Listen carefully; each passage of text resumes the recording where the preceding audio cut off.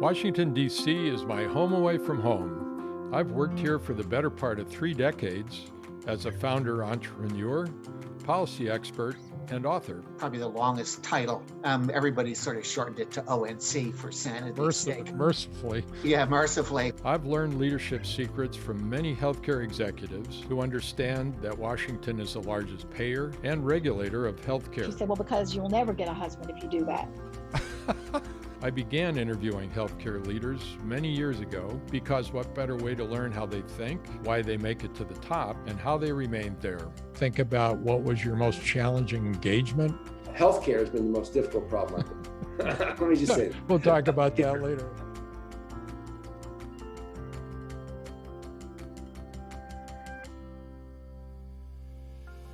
Todd Cozzens caught the competition bug early in life while learning how to sail.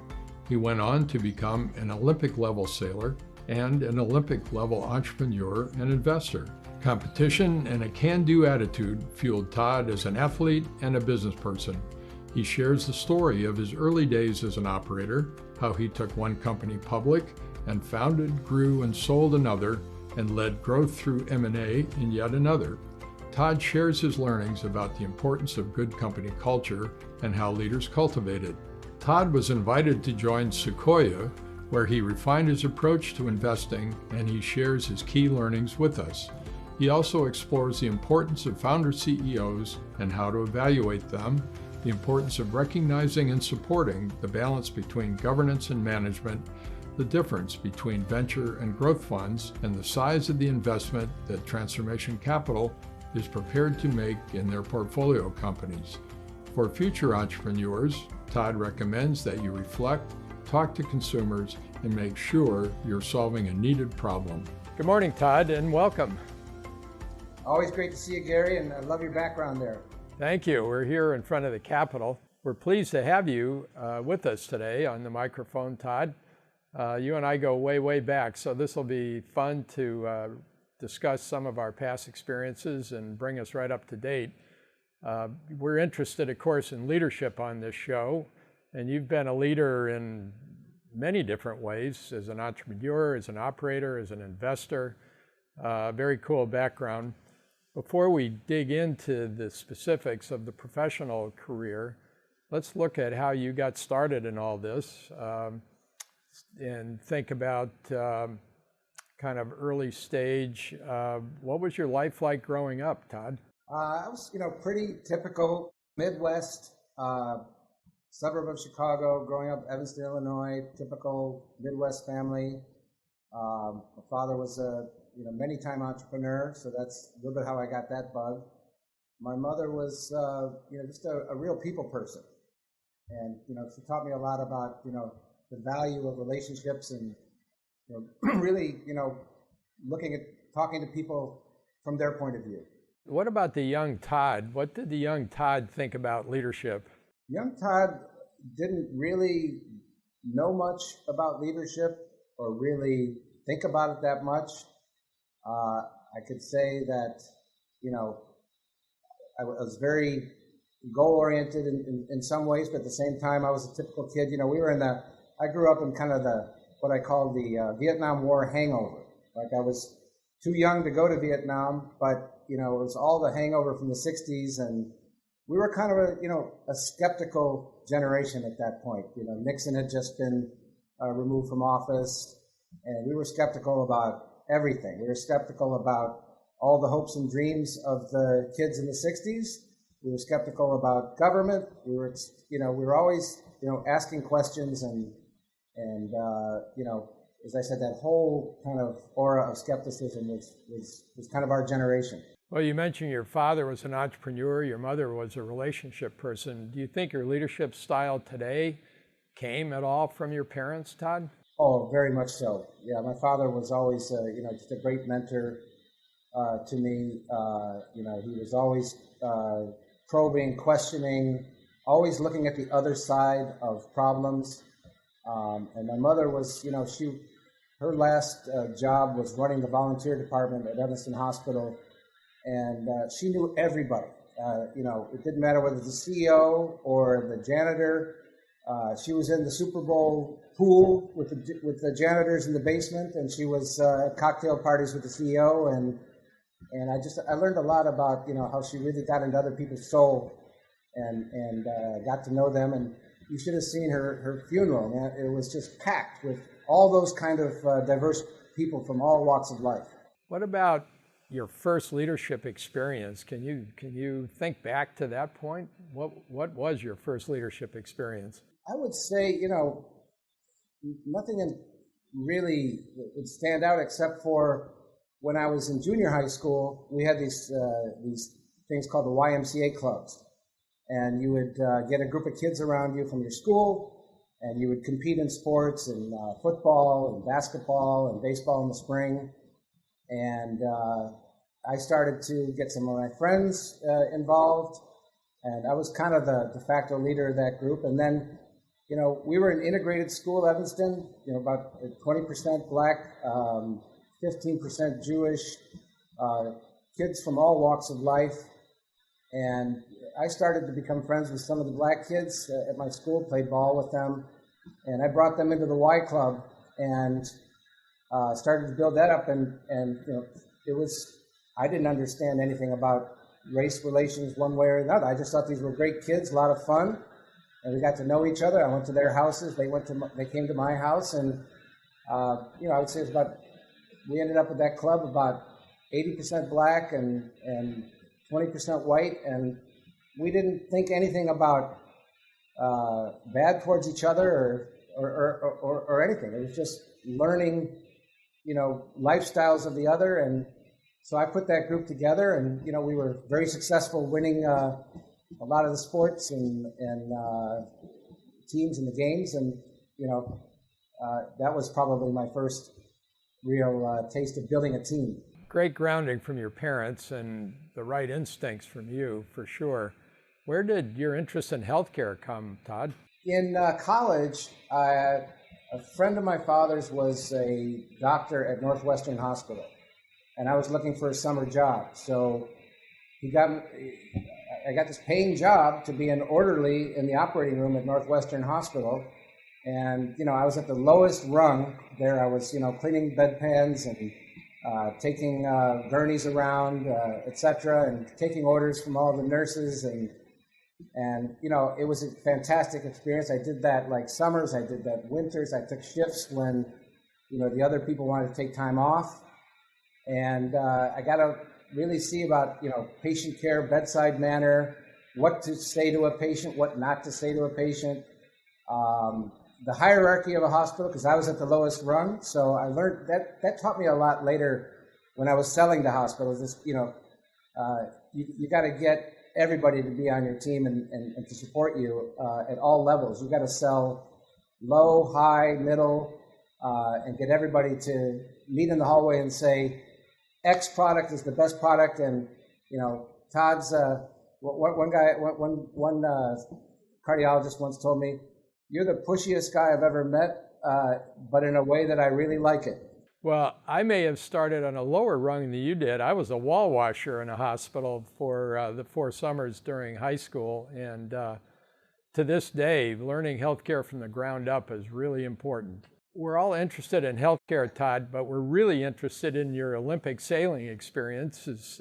When did you become a sailor, and how did that all transpire? That started actually in grade school. My older brother was an avid sailor, and we used to have these things called frostbite racing in Chicago. You can imagine what that is. That's when the harbor is closed down, all the boats are out of the harbor, and they put you in these small dinghies, and you go race around.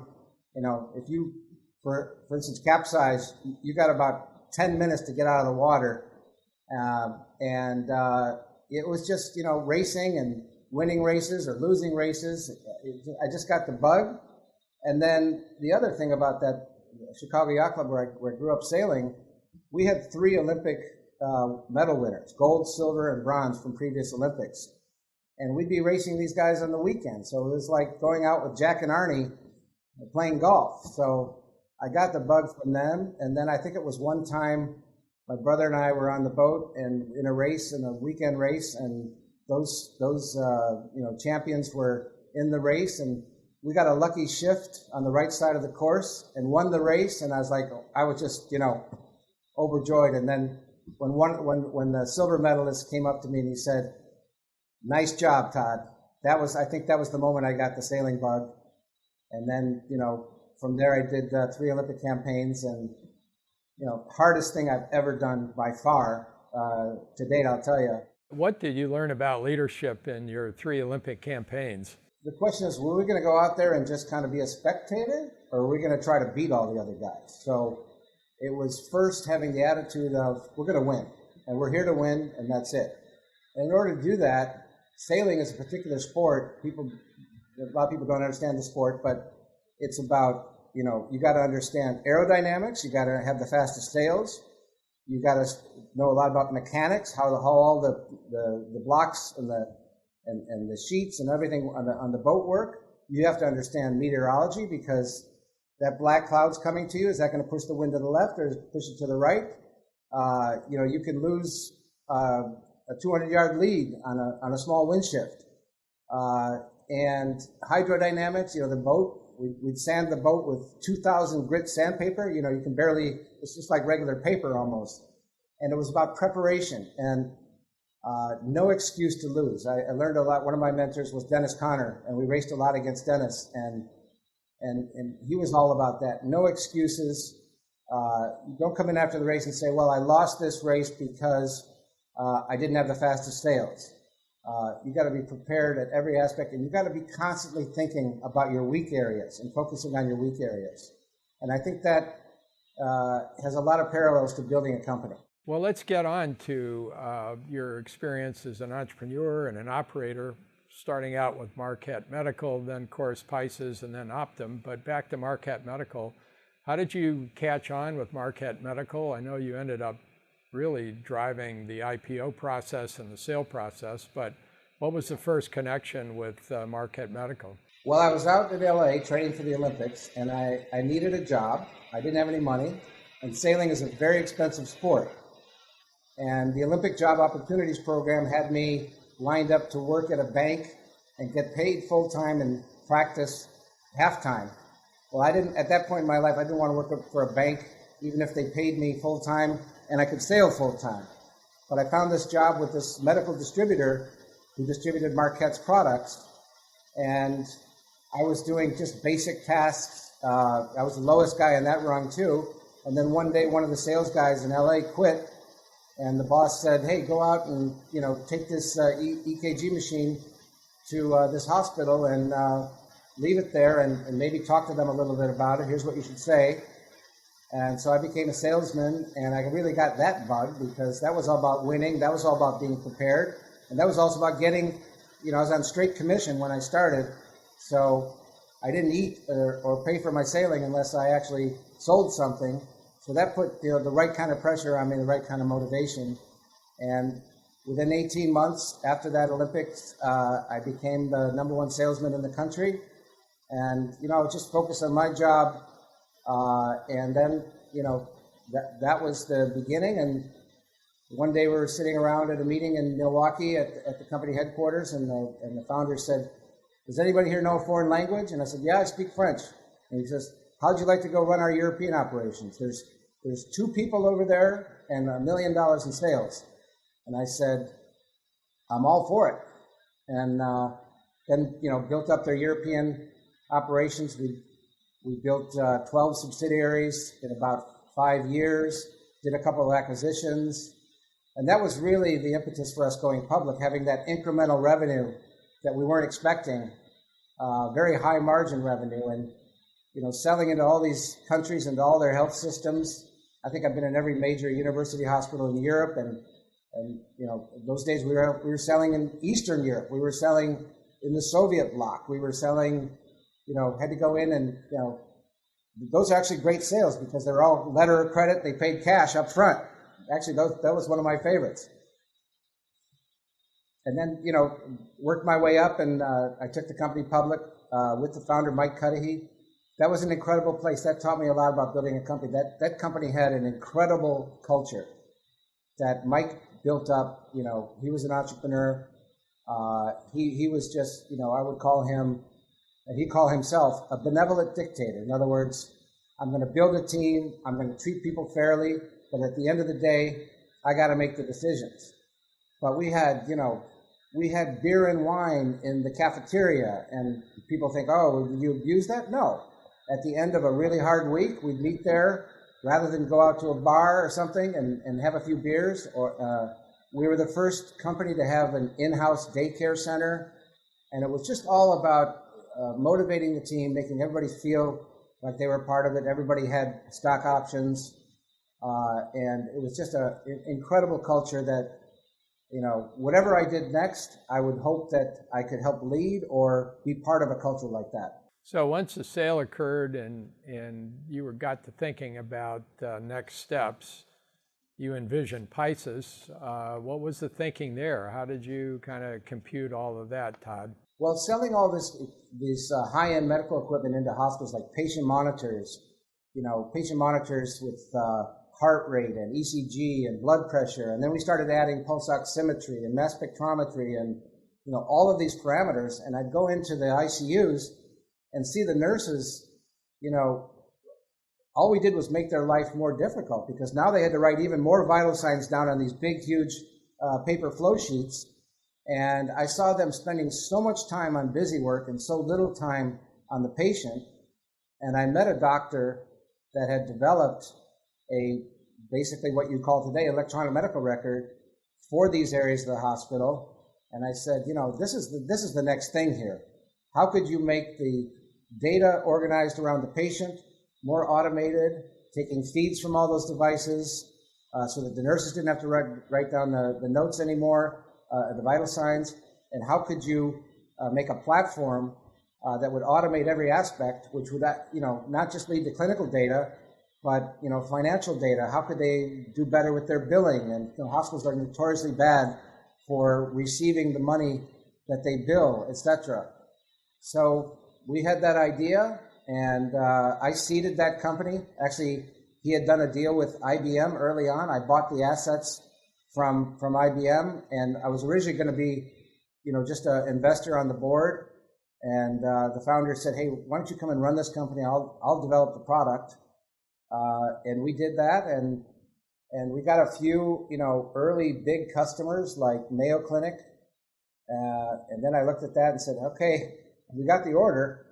Now we got to do something with it. We got to deliver." And I learned all about, delivery. And, these are critical care areas of a hospital where, you can't have any mistakes. You can't have any bugs in your software. So, learning a lot about all the aspects of a company that I didn't know anything about engineering. I didn't know anything about finance. I didn't know anything about what it was really like to deliver products and satisfy customers from every aspect of the company. And so that was the beginning of Pisces. And, we were one of the early companies in that area, worked with your former company, Apache Medical, as a partner. And that's when I met you, and that's when I got into the Health Management Academy. And boy, did I learn a lot from you, and boy, did I learn a lot about the power of relationships. And one of my early mentors, good friend of both of ours, Neil Patterson, the founder of Cerner, and I watched him work that room like a Stradivarius. I can tell you that the earliest, biggest customers of Cerner came out of building those relationships, and I wanted to be like Neil, and I did the same thing. You had the roots from your mother, it sounds like, because you were terrific, are a terrific relationship person, and certainly were then, and I know Neil had a lot of respect for you too, Todd. What was your thinking about when the opportunity came to sell Pisces to Optum, which was an interesting place, and you spent time there? What was your thinking? Was it the right time to sell? Did you just feel that, that was the obvious next step? What was your compute as an entrepreneur that you were going to sell your baby, in a sense? Well, there were two young companies in Boston that were growing really fast. There was us and there was Athena Health. So Athena, as you know, is in the practice space, automating the practice management. And there was us. And We both had the same banker, Goldman Sachs. We were going to go public. We both had the same law firm, Goodwin Procter.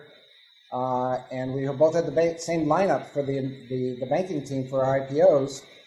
And I talked to Jonathan a lot about this, and he was, hell-bent on going public.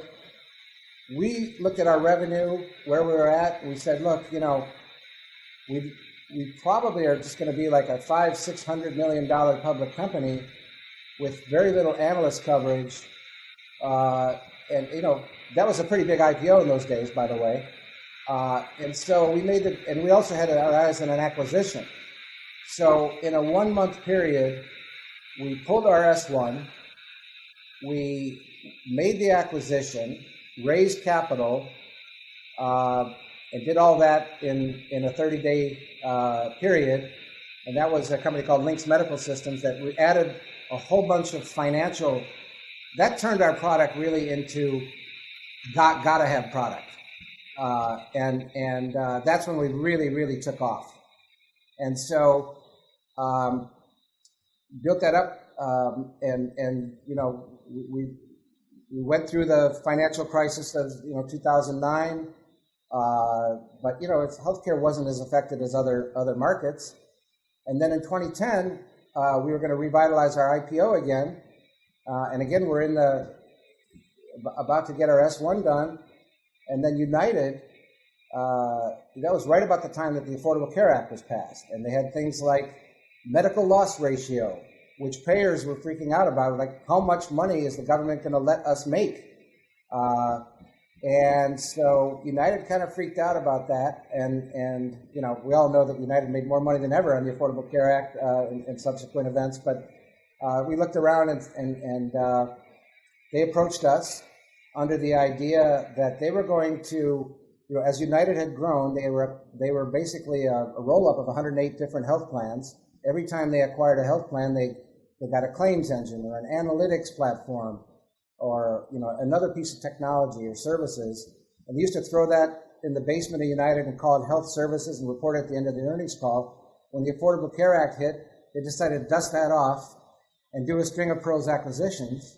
They bought our company under the premise that hospitals would just become big ICUs and less acute services would move out. So that played in. And so they acquired our company. We thought that was the best option on the table at the time. And that led to Optum. So it wasn't called Optum at the time, but we got there were about 7 or 8 of us that put all those assets together. And there were a ton of assets, and a lot of them not very well connected to each other. How are we going to rationalize that? How are we going to, make sense of that to investors, consumers, customers, hospitals, health plans, etc.? And we did that, and that was like the biggest startup that I was ever associated with, and it was really exciting pulling that together, albeit with a very big company with a lot of big company bureaucracy. But I was always amazed at the people at United. That what I'll tell you about people at United is they're very focused on results, very results oriented. No company in healthcare is more focused on the end game, but and everyone's intentions were always the best, and that's not a backhanded compliment. That meant people were always trying to do the right thing, and so it was a really great culture for being such a big company. That taught me a lot too, but it was really exciting being part of putting Optum together, and to see what it's become today is just amazing. Yeah, a very unique opportunity, and you had, as you say, an opportunity to really be an entrepreneur within a much larger company, much different than the Pisces situation, no doubt. Did you take away 1 or 2 lessons, Todd, from going from Pisces to United and then creating what now is Optum within United? Yeah, I mean, look, I saw a lot of the future of healthcare there. Like one of my early jobs there was forming a new group called the Accountable Care Solutions Group, which was helping providers take on risk. It was the early days of value-based care, and there were no systems in place. It was how are you going to combine claims data with clinical data? How are you getting hospitals to think about taking on risk? And instead of looking at these individual episodes of care under fee-for-service, where they're trying to maximize revenue, to maximize volume rather than take care of the patient, this is a whole mind shift onto value-based care. So to me, it was, really, it was very hard, but we built that business up. And I really got to see, where healthcare was going in the future. And that led to a lot of my, ability in looking at companies as an investor. So I think that was the main takeaway. But also, no matter how big the company is, you can still run it in a very focused way. And from, Steve Hemsley all the way down, there was that attitude at this very big company that I still today respect greatly. Well, the other thing about your experiences from Marquette to Pisces to Optum is that digital health really was at the core of what they were doing. Obviously, it evolved over time. And that positioned you nicely for your investing experience, where you really do have that solid understanding of digital health. Well, let's talk about Sequoia. So what got you from Optum to one of the preeminent venture capitalists in the world? The digital health boom was, as you said, it was starting there. What had happened also, the other big event other than the Affordable Care Act was the High Tech Act, which, as you know, came out of the stimulus package of the 2009 financial crisis. And that was, a bipartisan, we don't use that word very much anymore, do we? Bipartisan effort to put electronic medical records in the hands of doctors, thinking that was going to help us, really take care of patients better. And we went from basically a paper-based health system, pre-2009, to every hospital, every doctor, practically 96% of them having electronic medical records, which laid the digital pipes, the digital foundation layer, the data layer of the health system, of which everything else was built on. Thousands upon companies were being formed. So Sequoia, at that time, they were mostly venture. They had 2 growth funds. Their first 2 growth funds were kind of adjuncts to their venture. Our venture companies need more money, let's give it to them. By the time they got to the 3rd growth fund, they said, we're going to go for growth's sake, and have a new kind of investment thesis. And so they brought on a new team with a guy from Summit and a Summit-like model where young guys would be cold calling companies, and they hired 3 guys right away. They were in the traditional tech lanes of Sequoia. The 4th guy came on, was this guy Mike Dixon, and he said, I'll take the healthcare lane. I see this digital health boom coming. And so they made he sourced a couple of early investments like MedExpress, Health Catalyst, etc. Another guy had done Zermed. And then after they'd done those investments, they looked around and said, hey guys, and this is typical Sequoia, being humble and always reinventing themselves. We literally have Sergey Brin on speed dial, but we don't know Humana from a hospital. We need some help. And I had met these guys through a pattern recognition, because I had been talking to MedExpress about potentially joining that company. I'd been talking to Health Catalyst about potentially being their CEO. And I kept seeing Sequoia, and I said, when I was raising money, I never saw Sequoia before because they hadn't been in healthcare for a while. And so I met Scott Carter and Mike Dixon, and they said, you'd be the perfect guy. You've got payer experience, provider experience, you've built companies. You'd be a great guy to help us build out our healthcare practice. And so I was lucky enough to join onto that incredible team. And Mike and I co-led the healthcare practice there and built that up, had some obviously fantastic companies. Was fortunate later to go negotiate with Steve Hemsley and Larry Renfro on MedExpress and selling that to United. So one piece of advice is always keep good relations at the company you just left.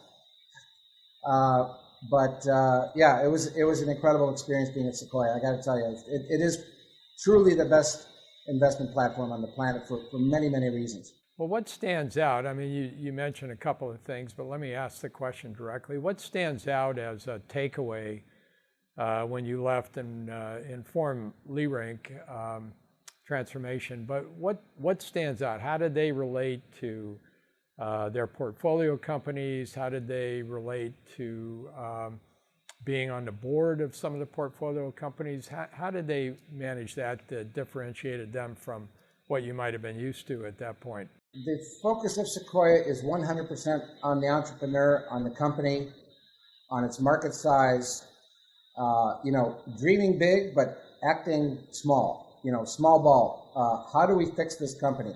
So you could call it tough love with the management team, but it was all about, we're now owners of this company alongside you. We're now aligned. How do we build this to be the best company possible? And not just taking everything for granted, but getting involved, helping the entrepreneurs be more successful, helping to hire the right people. Sequoia had this list of all the mistakes that they had made. And we would look at that list like every major offsite and go through that and see, what's the pattern recognition of successful companies? How do we help them in the best way possible? We don't run the company, but we can do a lot to guide them and help them and connect them to people. And, I think that's their greatest strength. Sometimes the entrepreneurs early on don't realize it, but later on they say, yeah, I'm glad I built this sales operations DNA, or I'm glad I really hired this really strong CFO, this great FP&A guy, because, now I know what my forecasts really are, etc. So it was kind of like sailing. It's kind of like what I learned from Dennis Conner, which is no excuse to lose. Let's fix all the things. We know we've got a great company. We know we've got a moat. We know we've got a big TAM. But how do we win? And then once we win, how do we deliver?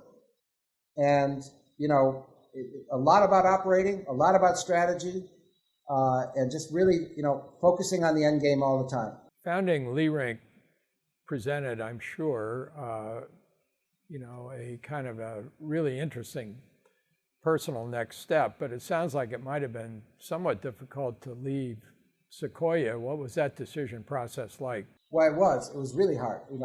I love the place. I love the culture. I learned so much from people like Doug Leone. I was on 2 boards with Doug Leone, who now runs the firm, and he was the best board member I ever saw. And he'd go into board meeting and, he wouldn't get into all the minutia and, pontificate and make it about him. He'd go into every board meeting and right away he'd know, what are the 3 things we need to focus on? This part of the company is not working well, guys. Let's talk about it. Let's not sweep it under the carpet. Let's hit this head on. So it was an incredible culture. And so, I could have stayed there and was very much thinking about it. But the only thing about that is Sequoia is so busy, and you've seen how busy they are with all the, Snowflake and Airbnb and all the stuff they've done just in the last couple of years. They're always reinventing themselves, and they're always, at the top of their game. Healthcare was just destined to be about 10 to 15% of what they did. Even though the digital health boom was coming, it's very difficult in a generalist fund to bring a healthcare deal across the table. One guy comes in with Zoom. Who doesn't get Zoom in a nanosecond? It's video conferencing on the cloud. Okay, here's the TAM, here's the moat, let's go for it.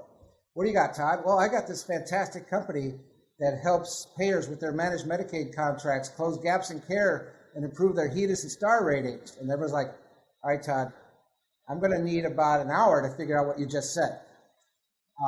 And so ever since I joined Sequoia, Jeff Leerink, runs the largest healthcare-focused investment bank, even at that time. And Jeff is an entrepreneur's entrepreneur. And as most investment banks eventually want to do, they want to set up a principal investing arm of the bank using all their expertise. And Jeff was no different. And he wanted to set up a digital health growth equity fund because he caught the bug. He had incubated a company called Humedica, which was an analytics company. And I actually introduced that company to Optum, who bought them. He got a 7x return on that. And he was very strong in biotech and pharma, but he wanted to branch into other areas of healthcare. So that was the first fund he wanted to start. And he'd been whispering in my ear ever since I joined Sequoia. And then one day he said, hey, Todd, I've got the initial funding of this. Why don't we get together? Let's go raise the rest of it from typical institutions and build a team. And I'd known Jeff for 10 years, and I was like, I'm all in. And that was the opportunity because the digital health boom was coming. I didn't want to just do 1 or 2 or 3 deals a year. I wanted to do, more and really get on this ride that was happening. And so we left and, late 2015, very late 2015, and really got the fun going in 2016. And then my first job was, who am I going to get to do this with? And, even though I had all this experience and I was the first guy in the firm, I said, I've got to bring on an equal partner. I can't just make this a big hierarchy. We've got to make this a team. And top of my list, we've looked at all the different investors and all the different healthcare related firms, but with Korn Ferry, but top of my list was this guy, Jared Kesselheim, who was, incredible lights out academics from Harvard undergrad, medical school, business school, but more importantly, he was leading Bain Capital Ventures digital health practice at the time. And, he was running into the same buzzsaw about a generalist firm. It's just hard to really get the great investments that were probably a lot of services, a lot of tech, and to understand the labyrinthic reimbursement model and all that was difficult. So, and, Jared's not a very, he's a pretty risk-averse guy, but he said, this is a great combination. Todd with his connectivity, me with my clinical experience. And so we were the founding team members, and then we built the team out from there. And then the story from Leerink to transformation is also interesting. Share that one with us, Todd, if you would. Well, it got to, as we were thinking about raising Fund 2, we looked around and right then and there, Leerink was bought by Silicon Valley Bank. And that put a whole new layer of regulations into what Leerink, as an investment bank, could or could not do, because now they're part of this federally regulated bank, subject to things like the Volcker rule, limiting actually how much they can actually invest in funds. And so it was a perfect setup for us to spin out. We did it with Jeff's blessing. We did it with the Silicon Valley Bank's blessing. And we spun out. And that was just as we were starting to raise Fund 2, actually right before. And that was a successful spin out. And right at that time, the guy that I had co-led healthcare investing, the guy that built the healthcare practice, Sequoia, Mike Dixon, after I left, he was even more of a man on an island at Sequoia, and he had a choice: either become a generalist and do more than just healthcare, or focus on this coming digital health boom. Equally tough decision for him. We were fortunate enough to be able to attract him to come on. We'd worked with him together. He knew Jared. So he was the third leg of the stool that got us off and running on Fund 2 as an independent firm. And we were off and running, and it's just been a great partnership. And we built out the team with, equally focused digital health. Practically everybody in our firm, all they've done in their adult lives post-college is digital health investing. So that was the mantra. It's a terrific team. No question about that. Stands out for sure. Tell us a little bit about transformation in terms of what kind of investments you're making and what's the amount of the investment, and talk a little bit about the marketplace, if you would, in digital health, Todd. Well, the market has really changed. Once we had this data from the electronic medical record, it wasn't just interesting to providers to build systems on top of that data to guide care, automate care, etc. It was important to payers too, getting that clinical data to now match up with their claims. And now with moving to value-based care, you're looking at episodes of care and outcomes. You can't look at outcomes without that digital data. It's important to pharma. Pharma is always trying to get products to market quicker. Pharma used to have to take paper patient records off the shelf of hospitals, transcribe them into computers to see how their drugs were performing. Now with the digital data coming from the electronic medical record, they could live stream into these databases and get products, see how their drugs were doing, or develop them earlier, or recruit patients for clinical trials much easier. So pharma became a big customer area. So the TAM of digital health grew bigger. And then there was this big wave of self-insured employers. These are employers that what I just said. They take risk. They don't have a capitated arrangement with a payer. They're self-insured, and they're increasingly not happy with the solutions that they're getting from their third-party administrators and their brokers, and they're buying these digital health solutions directly. That's how Livongo grew, for example, helping employees manage their diabetes, etc. So that was a new wave of customers. So it wasn't just payers, providers. Now it's pharma, self-insured employer. And then now, as you know, we have a healthcare consumer. Back in the day when you and I first entered the workforce, there were no copays, no deductibles. And now, deductibles are as high as $10,000 for a family before you even touch your healthcare. So people are going in droves online to take control of their healthcare. So direct-to-consumer products and technologies and companies were booming. So all of a sudden, we have all these new customers. We have this wave of new companies being formed. So what we want to focus on is we'll take anything from what we call commercial stage. We don't like to take product market fit risk because, it changes so much what the product market fit is and what is the gotta have versus the nice to have. The priorities of health system CEOs and payers, and et cetera, changes. And you never know what's going to take. You never know what's, really going to hit the right moment in time and decision making. And there's a lot of hit and miss there.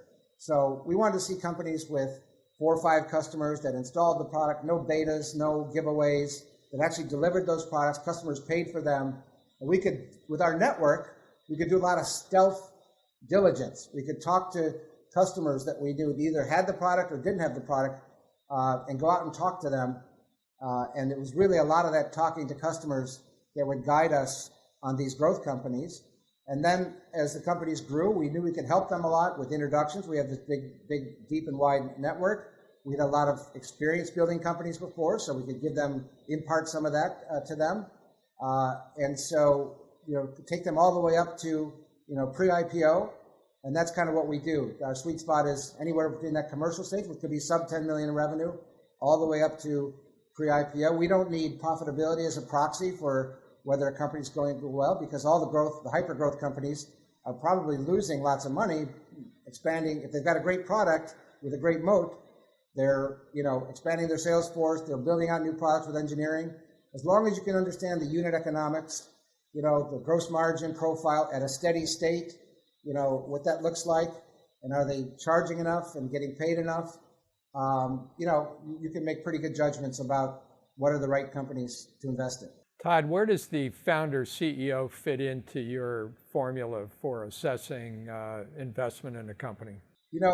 Really understanding the motivation of the C-suite of the company, what's really driving them. Many great healthcare companies are built for many reasons, but some are built because the founder actually had an adverse healthcare event, and really, maybe it's a tech guy or gal that wants to come in and change the world in that respect, or it could be somebody from in the health system that sees, experiences, these incredible dislocations that we see in the health system every day, and wants to pick what's their motivation, what's driving them. And I can compare that and to my own experience. It's also, and as an investor, you got to really make this transition. So it's hard for a former CEO control freak to make that transition. It really is. And early on, I can remember one company, the CEO pulled me outside the conference room after the board meeting and said, "Todd, I'm the CEO." And so you got to balance it, and you have to customize your relationship with every CEO and help them focus on the areas that they need, that they're weaker on, and help them and be not a mentor's kind of condescending. Be a partner to them, like you were, going to answer any question they had. And if you don't know the answer, say it. Don't always come up with the answer. Say, I know somebody here that can help you with it. And a lot of it is having them talk to the right person. So, it's understanding how difficult it is to build a company and being empathetic, because, as a CEO, I always say, you know, one day you're the hero, one day you're the GOAT. One day you win the Mayo Clinic as your biggest client. You know, the next day the FDA comes on your door, you know, wants to do an inspection. And so, you know, you got to really be prepared. You know, you got to be battle ready all the time. So it's a lot about being empathetic to their challenges and really, you know, in any area that they're weak, in a not a condescending or not a dictatorial way, help them, you know, first of all, realize the problem. You know, the solution to anything is helping that party realize what the problem is, and then giving them suggestions, ideas on how to solve it. Todd, how does your rich background as an operator help you as an investor? I got a lot of sales DNA in me, right? And a lot of our success in all the companies I'm associated with, you know, sales is, you know, we're in growth equity. It's sales. You're going to get a valuation multiple because, first and foremost, because of your sales growth, which demonstrates that you've got a product that is, you know, hitting a sweet spot that's got a significant unfair advantage, etc. So once that's established, that's great to sell, but you got to deliver. And you know, I learned a lot of that on the job in my career, and it's really about how you, as a CEO, inspect what you expect, etc. So, you know, many companies have great ideas that, you know, wonderful ideas, but great ideas don't always work in healthcare. It can be some twist in regulatory environment that's your angle, etc. But you know, it was really about helping CEOs do what I did, because nobody comes out of college understanding finance, being a great salesman, being an incredible engineer. They're usually one of those different categories. And so how do you help them understand the other disciplines, and then delivery and satisfying your customers, and, you know, kind of putting your ego aside. So it's being holistic. It's understanding all the operational detail, fixing the things that are not working, maybe having to reinvent the whole strategy. So it's being being a complete leader. That's what it takes to take a company from, you know, startup to public, or, you know, being a big company. Seems like there's a lot of interest in innovation these days. Seems like there's a lot of money being poured into venture, private equity, and whatnot. Markets are doing well. Do you worry about a bubble here, Todd? We're still in the Neanderthal ages in digital health. We're still at the very beginning here. You know, healthcare is still 30 years behind any other industry that has automated. So there's a long runway here before we get to the level of automation, the use of the data, the, you know, easy to use workflow solutions that are digital platforms that you use. So I think the market, and, you know, healthcare does run a little bit transverse to the rest of the economy. And I think the pandemic has just accelerated our understanding of what it means to get digital and get digital fast. So I think the long-term secular trend of the market is going to keep growing. There will be times when sectors of the market, you know, have tough times. Like, obviously, providers had a very tough time, and still today throughout the pandemic. You know, they're dealing with their ICUs, their overflow beds filled up with COVID patients. They've got other fish to fry right now. Can't think too much about the long term. But you know, many of them have recovered of that. A lot of the consolidation that's happened in healthcare has helped them. They've got strong balance sheets now that they didn't have before to withstand that.